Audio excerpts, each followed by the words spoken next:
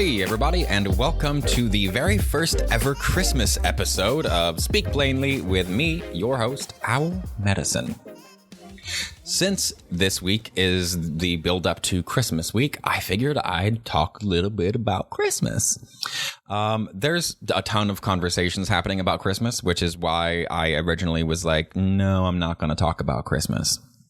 But I decided it's important because nobody can really get away from it, including myself. And this year I'm actually really excited that I'm not getting away from it. I put a lot of effort into making sure that I invested in Christmas this year and that I was going to enjoy it one way or another. Like most people, I have good memories and bad memories about Christmas. I have some really, really magical, wonderful, made-for-TV Hallmark movie memories about Christmas. And I have some equally terrible, fuck my life, also, made-for-Lifetime original television type Christmases. For those of you that don't know what Lifetime is, that's basically where you turn on TV to watch usually women getting beaten and abused. They're always sad, but they're fantastic movies.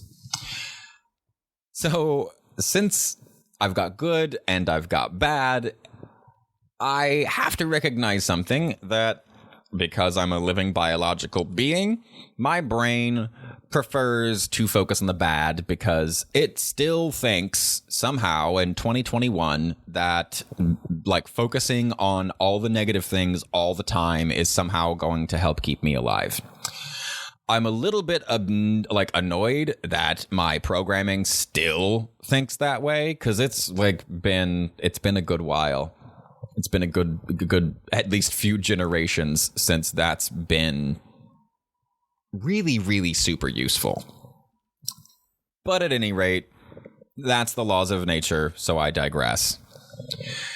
Since there are good memories and there are bad memories, I've been really focusing on choosing what I allow into my life and what I find important, because what you find important are the things that you're going to look for the most in your life, and that's the things that you will notice the most in your life. And I would like to notice all of the beautiful, wonderful, positive things. I fully recognize all of the bad things. I don't need any more help understanding how garbage the world is. I've lived it. I've breathed it.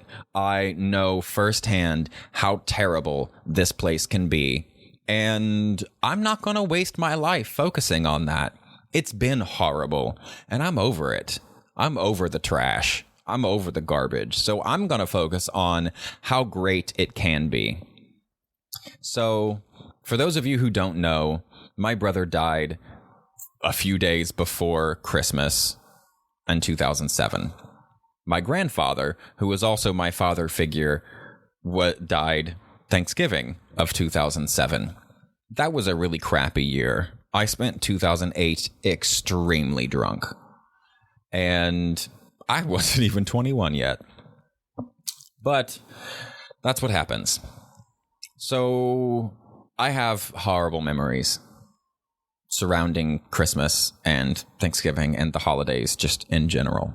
But like I said, I have some absolutely fabulous ones too.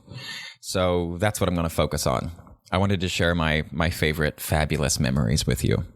My all-time favorite, most fabulous memories. It only happened a handful of times, but it was enough that I was able to count on it a year or two, and it happened where me and my grandma and my father would leave my grandma's house and we'd walk down the 3/4-mile driveway to my aunt and uncle's house.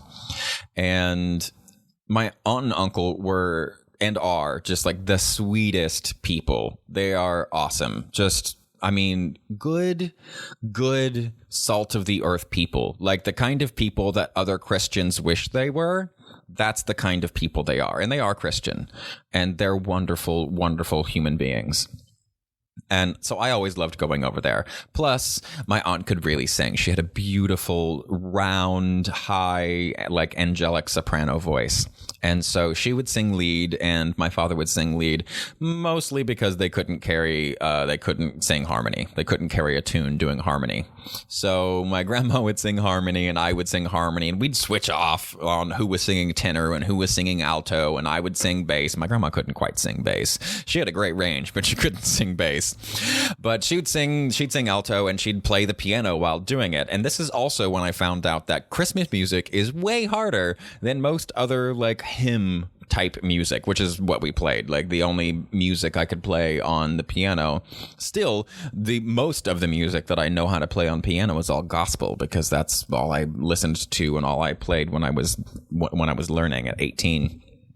But she would play, and we would sing 4-part harmony, and we would just flip through the hymn book, and we would find song after song after song, our favorite altar calls, our favorite hymns, our favorite Christmas songs, and we would practice, and my grandma would slap me in the belly and say, "Sing from your diaphragm," and it was magic. It was magic. Like, and now she's dead. And I at least got to go see her funeral, but that's what happens. People are alive, and they influence you, and then they die. And they can choose, or you can choose to let them still influence you. Sometimes you don't choose that at all. Even after they're dead, they can still influence us. So I have this relationship with Christmas that I have with many things in my life now. Things that I used to hate, that then I forced myself to love, or things I loved that then something happened and I hated it. And once you've loved and hated something, loving it or hating it is no longer interesting. And for me, it's got life. Life needs to be interesting. If it's not interesting, I'm not interested. So just loving or hating something isn't interesting to me anymore. It's kind of a cop-out now.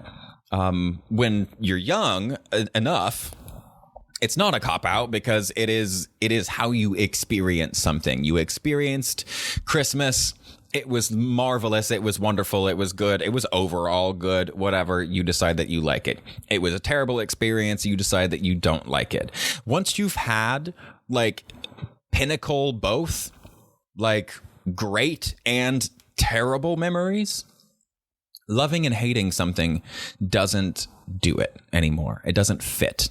The world is not that black and white.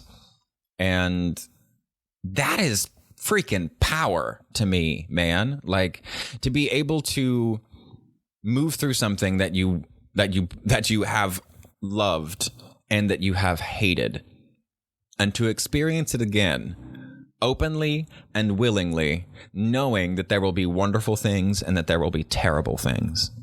That's power. Because that means you're unafraid.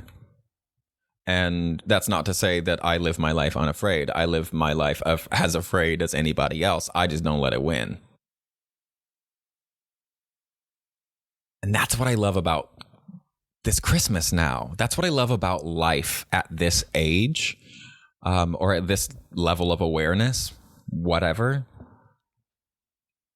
The things that had really profound impacts on me, if I think carefully, most of them, not all, but most of them have had good and bad influences on me. And which means it's up to me to choose what to expect, because now I have conflicting data. Now the data doesn't come across as black and white. I have conflicting data, and I need to make sense of it. And the only way to make sense of conflicting data or competing data is to run multiple theories. So, like, that's kind of what I'm doing, is I'm running the different theories of what Christmas is for, what it means, the good and the bad, because Christmas is a very real time. For me, when I was homeless, it was very clear that people do become more open and more kind and more receptive and more thoughtful and more giving during Christmas to not just their family members and loved ones, but to complete strangers and homeless people on the streets. It was very clear. You get more presents. You get presents from people. You get food. You get way more food than you normally do. People go out of their way around this time of year to help out. And that's undeniable, especially having lived through it as a homeless person and not had jack shit and had it given to me by the goodness of complete strangers.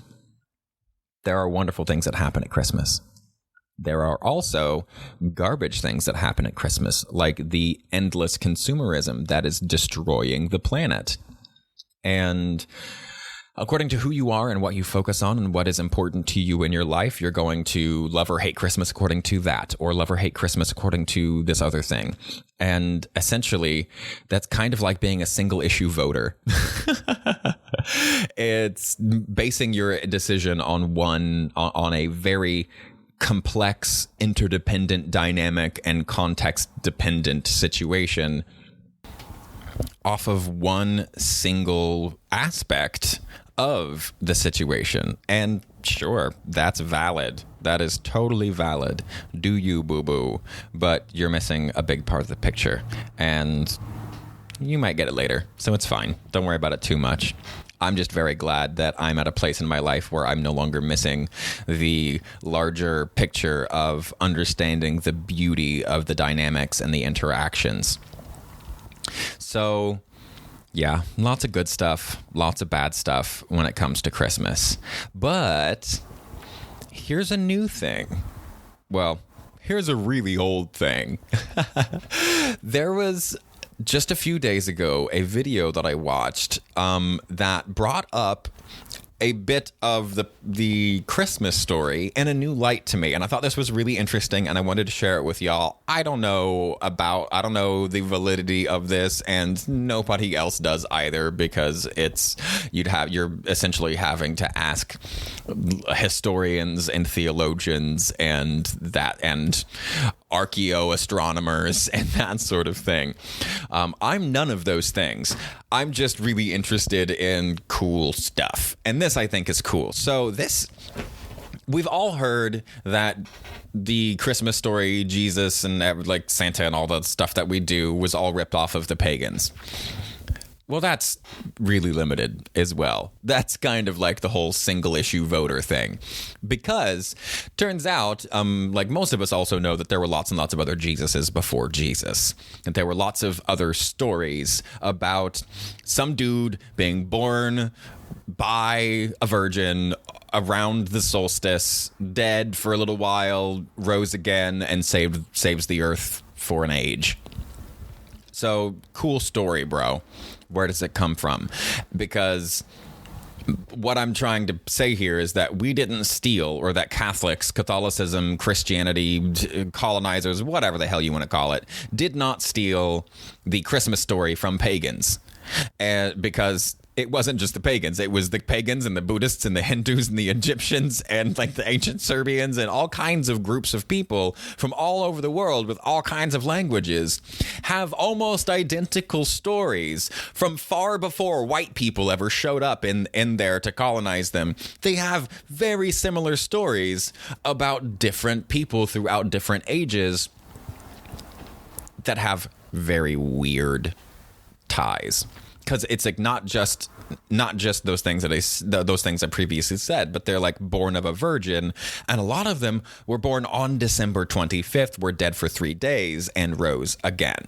And like that's the whole thing of Jesus, right? That's like, he gave his life for your sins, he died and was dead for 3 days and was born again. And rose again. Excuse me. Let me make sure I get that verbiage right, because it's important. Dead for 3 days and rose again. So Jesus was who? Jesus was, well, the Son of God. Okay, well, let's change a vowel. Let's flop out the U for an O and look at Jesus as the Son, just the regular Son. And let's look at what happens during solstice. During solstice, the sun gets lower and lower and lower and lower in the sky over time, going through winter. That's why there's winter. The sun isn't as high to make everything as warm. So the sun gets lower and lower and lower in the horizon, and then on the solstice, it gets as low as it's going to get on the 21st. And then for 3 days, it sits still. It's for the 22nd, 23rd, and 24th of Christmas. It all sits still. And that's why the 24th is Christmas Eve. And it's very exciting because on Christmas Day, the sun rises. Not Jesus with a U, but not Jesus with an O, but Jesus with a U. So the sun rises on that third day. It rises on Christmas Day. Does that sound familiar? So let's add another layer of complexity to this. So we've already established like Jesus died. Jesus is the light of the world. So Jesus is the light of the world. He sacrifices himself and he dies and is buried for 3 days. And then he rises again. And that's exactly what happens to the actual sun in the air. Okay, in the sky. So let's add another layer of complexity to this. Let's talk about the 3 wise men, because that's another part of the story that shows up in tons and tons and tons of stories throughout history. So the 3 wise men are thought to be so this is Jesus and the Christmas story as an astrological story, and not just like the modern day, but all of these, right? Because there were 40 different Messiah, Savior, prophet stories that like I've found that all fit this same theme. 40 of them from like a spread of like 2,000 years. So it seems to me that each of these places from different cultures had to have something around them that stimulated this very, very similar story. So there's the sun happening, but the story of these 3 kings, these seekers, these wise seekers, what happens is the 3 stars of Orion's belt sitting in a line are also called the 3 kings. They've been called the 3 kings for thousands of years by astronomers. So those 3 kings, around mid-August, I think 2021, August 11th, the brightest star in the sky, Sirius, is available to be seen for the first time for a little blip with binoculars. And then I think it was like the 16th of this year, people were first able to notice it in the Northern Hemisphere. I think the author I read, he was at about 47 degrees. And so he was able to see it about the 26th of August this year. And that's enough time for some wise men to be like, oh, look, the star's rising in the east. I'm just going to head east. I mean, it's really all just a fable, right? It's a story. But these 3 wise men are there. And then Sirius, as it rises for the first time, you go, oh, look, that's the brightest star in the sky. And it's being pointed at by these 3 kings. And so these 3 kings are in a procession through the sky, moving. And when the brightest star in the sky, Sirius, pops up in August, it pops up just a little bit in the morning, and then the sun comes up and it goes away. And that happens every day for months. But on December 25th, Sirius and the 3 kings are in a perfect line, all 4 stars pointing exactly at where the sun will rise on December 25th, on Christmas Day. How freaking cool is that? I think that's so freaking cool because, like, whoa, dope. That's seriously awesome. Oh, and a random side bit I got from researching this. You've heard the dog days of summer. I did not know that phrase comes from the stars. The brightest star in the sky is part of Orion's hunting dog. That Sirius star is called the dog star because I think it's the nose of Sirius's hunting dog. And that's where the term dog days of summer comes from, because it shows up at the end of the summer, and then it gets extra hot. The story used to be that the bright light from Sirius joins with the sun and makes the earth even hotter. Clearly now science has proven that that's not really what happens, but it does get hotter during that time of year. And so that was what was used to explain. So that's where the term dog days of summer came from, which I think is pretty cool. But seeing the Christmas story as a purely like astrological one is awesome. It makes so much sense. It makes so much sense. A lot of what I do is I try to take the time to understand how my experience can relate to everybody else's, and not just my experience, but all experiences. How experiences and lessons and stuff in life is universal. I love exploring the universality of things because there is so much in life that is universal. There is a lot more in life to me that's universal than is not. We just have to find the right perspective and distance from the events and things in order to find how similar they are. But that's what excited me so much about this, and I really wanted to share it with you guys because I thought this was really cool, that the Christmas story was not just like stolen from the pagans by the Catholics, but the pagans, the Catholics, the Buddhists, the Hindus, the ancient Serbians, people from all over the world stole the Christmas story and the Jesus story from the sky. I think that's magical. So I hope that this Christmas you guys have a wonderful, wonderful weekend, that it's filled with so much joy and so much love, and that crazy aunt and that obnoxious drunk uncle doesn't give you too much shit. And when they do, you can just laugh it off and be like, that's him again. So take care of yourselves. Enjoy your holiday. I know there's so much crap surrounding Christmas, and it genuinely can be absolutely awful and is awful in an ecological perspective. But you being mad about how awful it is isn't going to change the world. It's not going to solve the climate crisis. Doing things every single day, year after year, can. But being mad this week won't. So I love y'all. I really hope that you found this interesting. And stay blessed. Be love. Take it easy, y'all.